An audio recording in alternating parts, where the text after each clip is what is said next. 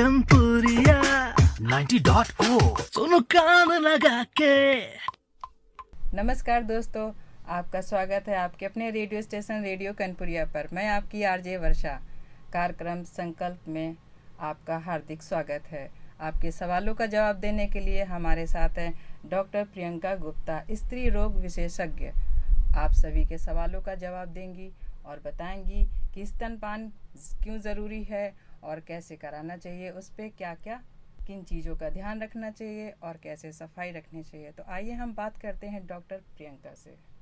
Thank you radio कनपुरिया मुझे ये मौका देने के लिए, एंड थैंक यू मिस वर्षा मुझे यहाँ बुलाने के लिए। मैं doctor Priyanka Gupta, obstetrician and gynaecologist, infertility and IVF specialist, आज आपके साथ इस ब्रेस्ट फीडिंग वीक पर आपसे कुछ इसी से जुड़ी हुई क्वेश्चन आंसर सेशन के बारे में बात करूँगी। Please Varsha. मैडम, अब हमको बताएंगी कि हमको स्तनपान कब कराना चाहिए और क्यों कराना चाहिए। स्तनपान एक माँ और बच्चे दोनों के लिए ही बहुत महत्वपूर्ण है। जैसे ही बच्चा जन्म लेता है, नॉर्मल डिलीवरी हो या सिजेरियन हो, दोनों ही कंडीशन में विद इन एन आवर, 1 घंटे के अंदर हम ब्रेस्ट फीडिंग स्टार्ट कर सकते हैं।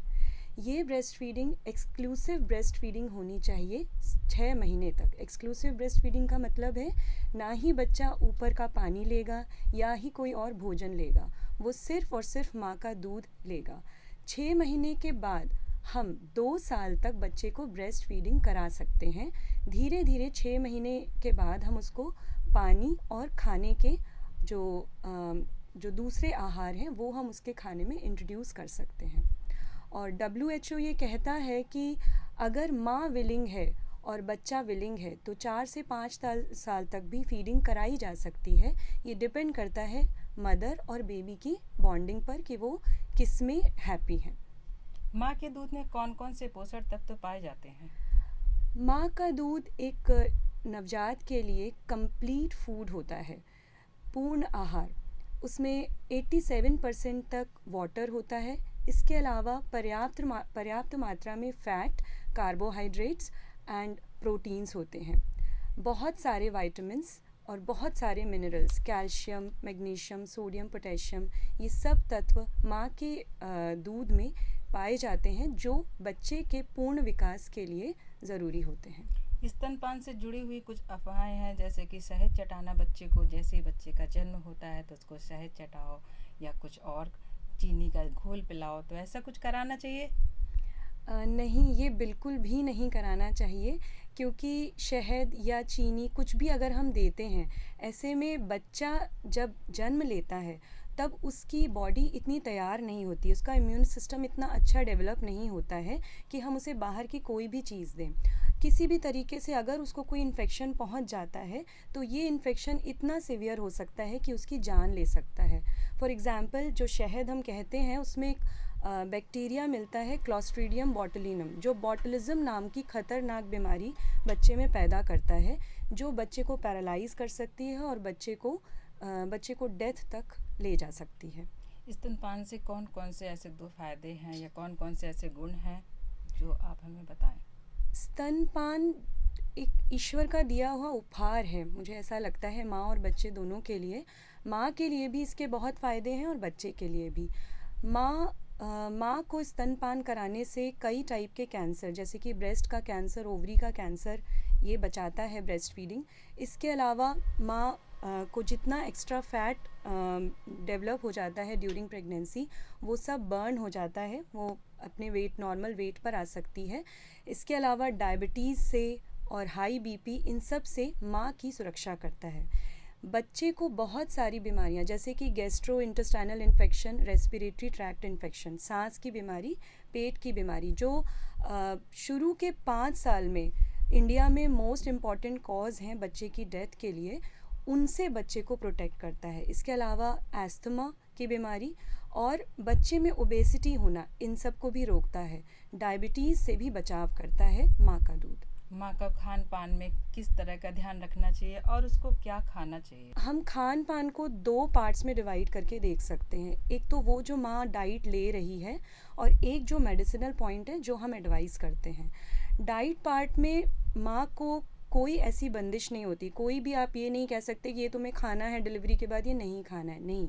आप प्रॉपर 3 मील्स लीजिए, ब्रेकफास्ट, लंच, डिनर, जिसमें आपको रोटी, सब्जी, दाल, चावल, दही, सलाद, सब कुछ आप ले सकते हैं। इसके अलावा 3 शॉर्ट मील्स लेने चाहिए, जिसमें आप फ्रूट्स, नट्स और जूसेस जो भी आप ऐड करना चाहो, सूप्स, वो आप ऐड कर सकते हो। इसके अलावा जो मेडिसिन पार्ट है उसमें हम ये एडवाइस करते हैं कि जो शुरू के 6 मंथ्स हैं उसमें आपको आयरन की मेडिसिन्स, कैल्शियम की मेडिसिन्स और मल्टीवाइटामिन्स ये आपको रेगुलरली लेते रहना चाहिए। और 6 मंथ्स के बाद जब तक माँ ब्रेस्ट फीडिंग करवा रही है तब तक उसको कैल्शियम और विटामिन डी प्रॉपरली इनटेक करना चाहिए। तो मैडम, ये तो बात हुई स्तनपान की। अभी हम बात करेंगे कि जब प्रेगनेंसी होती है तो औरतों को किस बातों का ध्यान रखना चाहिए? प्रेग्नेंट वुमेन को ये सबसे पहले तो फील लाना चाहिए कि उसके अंदर एक जीवन पनप रहा है।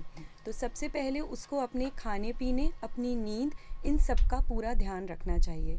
साफ़ सफाई का पूरा ध्यान रखना चाहिए। खाने के लिए जो चीज़ें मैंने आपको आफ्टर डिलीवरी बताई हैं वो सब चीज़ें आपकी ड्यूरिंग प्रेगनेंसी भी लागू होती हैं। दूध आपको 2 से 3 ग्लास लेना चाहिए। खाने में जो मैंने आपको 3 मेन कोर्स और 3 शॉर्ट मील्स बताए हैं वो लेने चाहिए। सफाई का पूरा ध्यान रखना चाहिए। इस टाइम पर बॉडी थोड़ी सी वीक हो रही होती है। जितना अच्छा आप खाना लेंगे, जितना आप अच्छे से सफाई का ध्यान रखेंगे, उतना आप इन्फेक्शंस को रोक पाएंगे। और क्या कुछ ऐसी प्रॉब्लम होती है 4 या 5 महीने में, जैसे हीमोग्लोबिन कम होना या कुछ और भी प्रॉब्लम हो सकती है? क्या उसको डॉक्टर से सलाह लेनी चाहिए? जैसे कि ये कहना होता है कि डॉक्टर के पास मत जाओ, आपको घर पे सब हो जाएगा। तो ये सब बहुत ही मिथ्स बने हुए हैं। बल्कि मैं तो आपको ये सलाह दूंगी कि जब भी आप प्लान करते हैं प्रेगनेंसी, उसके पहले से आप डॉक्टर को कंसल्ट करिए। क्योंकि प्रेगनेंसी के प्लान करने से पहले के जो 3 मंथ्स होते हैं उसमें भी हमें फॉलिक एसिड स्टार्ट कर देना चाहिए अपनी डाइट में, मेडिसिन फॉर्म में। क्योंकि फॉलिक एसिड का मेन सोर्स होता है फ्रूट्स से हम फ्रूट्स इतना लेते भी नहीं हैं, इसलिए हमारी बॉडी में कहीं ना कहीं फॉलिक एसिड की डेफिशिएंसी होती है। और बच्चे की ग्रोथ, प्रॉपर ग्रोथ, उसके दिमाग के विकास के लिए फॉलिक एसिड का बहुत रोल है। तो इनिशियली 3 मंथ्स पहले से हमें फॉलिक एसिड अपनी डाइट में लेना चाहिए। जब एक पेशेंट प्रेग्नेंट हो जाती है तब भी उसको फॉलिक एसिड कंटिन्यू रखना चाहिए। 3 मंथ्स के बाद जब पेशेंट का नौशिया, वॉमिटिंग, जो उसको उल्टी सा लगना, जी मिचलाना, ये सब लक्षण ख़त्म हो जाते हैं, उसके बाद हम उसकी आयरन फॉलिक एसिड की टैबलेट्स स्टार्ट करते हैं। और ये टैबलेट हम टिल डिलीवरी उसको एडवाइस करते हैं कि उसे लेनी चाहिए। आयरन, फॉलिक एसिड के अलावा कैल्शियम और मल्टीवाइटामिन्स भी एक प्रेग्नेंट वुमेन को लेने चाहिए। और ये जो मिथ्स हैं कि आपको 4-5 महीने में जाना चाहिए, ये बिल्कुल गलत है। आप बिल्कुल स्टार्टिंग से दिखाइए प्रेगनेंसी में, और चौथे महीने से तो हमें मेडिसिन आयरन की स्टार्ट करनी ही करनी है। उससे एनीमिया भी हो सकता है, एनीमिया बिल्कुल की कमी बिल्कुल हो जाती है। जी, आपके अंदर एक जीवन पनप रहा है। हाँ। ठीक है, तो अब आपकी डिमांड अकेली नहीं है, इसलिए जब कोई प्रेगनेंसी आती है मदर में, तो उसकी बॉडी में ब्लड का वॉल्यूम बढ़ता है। ब्लड का वॉल्यूम बढ़ने के साथ साथ जो ऑक्सीजन सप्लाई करने वाली सेल्स हैं, जिनको हम आरबीसी कहते हैं, उनका नंबर भी बढ़ता है। अगर हम प्रॉपर प्रोटीन की मात्रा नहीं रखते हैं डाइट में, या हीमोग्लोबिन नहीं रखते हैं, तो वो सेल्स फॉर्म ही नहीं होंगी। और अगर वो सेल्स नहीं फॉर्म होंगी तो ना ही मदर को और ना ही बेबी को प्रॉपर ऑक्सीजन की सप्लाई होगी। अगर ऑक्सीजन की सप्लाई नहीं है तो ग्रोथ भी प्रॉपर नहीं होगी। इस वजह से बच्चा कमज़ोर हो सकता है और माँ भी अंत में कमज़ोर हो सकती है। उसको हमें आयरन के इंजेक्शंस लगाने पड़ सकते हैं, ब्लड ट्रांसफ्यूज़न तक की नौबत आ जाती है।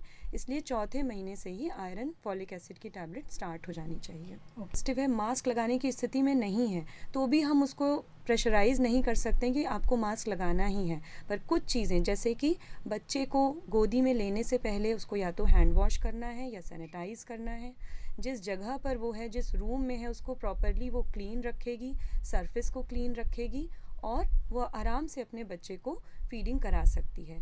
कॉफ करते वक्त, स्नीजिंग करते वक्त उसको स्पेशली ध्यान रखना है कि अपने ड्रॉपलेट से उसको बचा करके स्नीज या कॉफ करे, मतलब छींके या खांसे। Thank you doctor Priyanka Gupta, आपको रेडियो कनपुरिया स्टेशन में आने के लिए। आपने सारे सवालों के सही से जवाब दिए, लोग आपको सुनेंगे और आपकी बातों का उनको ध्यान देना भी चाहिए। तो आप कुछ थैंक यू रेडियो कनपुरिया मुझे यहाँ इनवाइट करने के लिए, और ये बहुत ही अच्छी इनकी कोशिश है लोगों में अवेयरनेस लाने के लिए, और ये जो मिथ्स हैं ब्रेस्ट फीडिंग को लेकर ये दूर हटाने के लिए।